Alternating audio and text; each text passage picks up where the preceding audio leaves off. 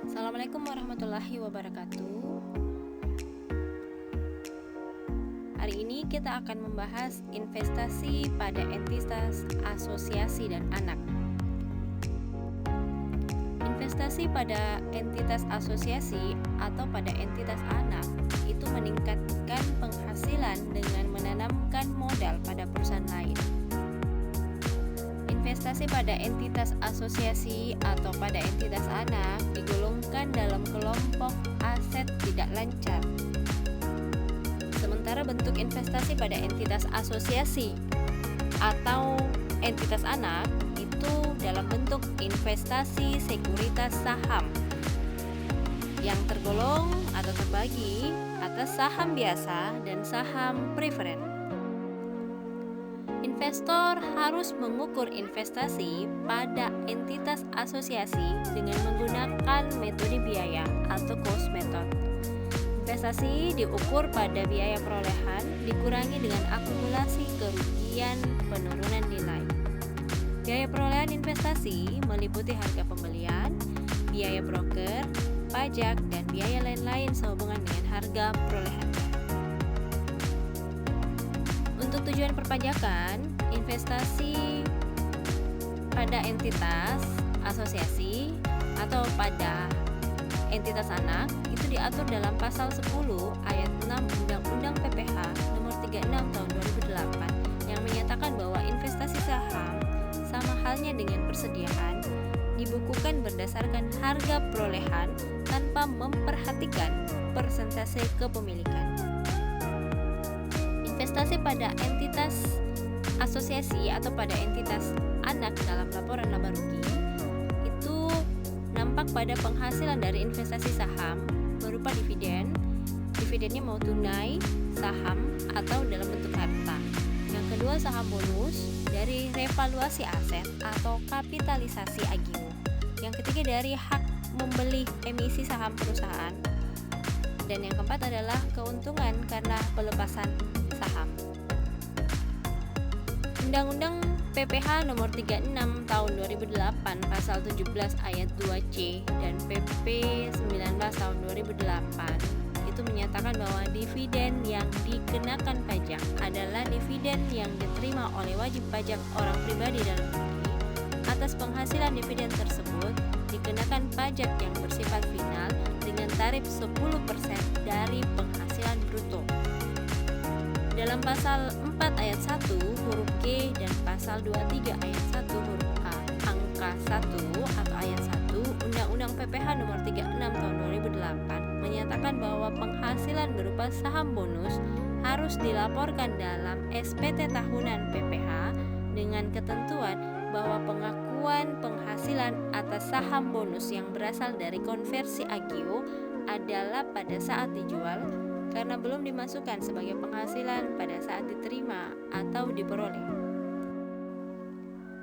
Dalam peraturan pemerintah atau PP 14 tahun 1997, JO.KMK 282 garing KMK 04 garing 19 tahun 97, JO SE 06 PJ 497 JO SE 15 PJ 42 tahun 1997 menyatakan bahwa besarnya PPH yang dipungut dari transaksi penjualan saham di Bursa Efek ditentukan atas penghasilan yang diterima atau diperoleh orang pribadi atau badan dari transaksi penjualan saham atau bukan saham pendiri di Bursa Efek, dipungut PPH yang bersifat final sebesar 0,1% dari jumlah bruto nilai transaksi penjualan saham. Jurnal akuntansi perpajakan untuk investasi dalam saham pada entitas asosiasi atau entitas anak dikenakan dua metode, yaitu metode biaya atau cost method, dan yang kedua adalah metode ekuitas atau equity method. Jurnal akuntansi perpajakan untuk metode biaya atau cost method, jika transaksinya pembelian saham, maka jurnalnya investasi pada entitas asosiasi, debit, kreditnya kas. Untuk pengakuan laba ruginya, kita tidak ada jurnal. Pembagian dividen, kita menjurnal debit kas, Debit PPh 23 dibayar di muka, kreditnya pendapatan dividen. Untuk penjualan saham, debit kas, debit PPh pasal 4 ayat 2, debit laba rugi penjualan investasi saham, dan kreditnya adalah investasi pada entitas asosiasi anak. Jurnal akuntansi perpajakan, kalau kita menggunakan metode ekuitas atau equity method, pada saat pembelian saham, kita menjurnal debit investasi pada entitas asosiasi, kreditnya kas. Transaksi pengakuan laba, kita jurnal debit investasi pada entitas asosiasi, kreditnya kas. Pengakuan laba ruginya atau pengakuan ruginya, investasi pada entitas asosiasi, debit, kreditnya kas. Untuk pembagian dividen, debit kas, PPh 23 dibayar di muka, kreditnya investasi pada entitas anak. Untuk penjualan saham, debit kas, debit PPh pasal 4 ayat 2, debit laba rugi penjualan investasi saham, kreditnya investasi pada entitas asosiasi. Kita lihat ilustrasi kasus untuk metode cost atau metode biaya. PT Mawar membeli kepemilikan PT Anggrek sebanyak 40% secara tunai sebesar 1 juta pada tanggal 1 Januari 2019. PT Anggrek selama tahun 2019 melaporkan laba sebesar 200.000 dan membagikan dividen 120.000. Maka kita menjurnal debit investasi pada entitas asosiasi PT Anggrek 1 juta, kreditnya kas, debit kas, kreditnya pendapatan investasi pada perusahaan asosiasi 48.000.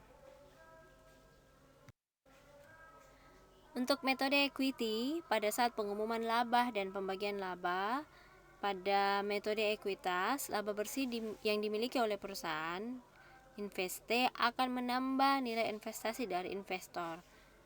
Tanggal 31 Desember, PT Mawar melaporkan adanya laba bersih yang dihasilkan oleh perusahaan sebesar 1 juta dan membagikan dividen 800.000. Maka jurnalnya debit investasi jangka panjang 600.000, kreditnya pendapatan investasi 600.000. Debit kas 480.000, kreditnya investasi jangka panjang. Untuk hari ini sekian dan terima kasih. Kita bisa berdiskusi di forum diskusi. Assalamualaikum warahmatullahi wabarakatuh.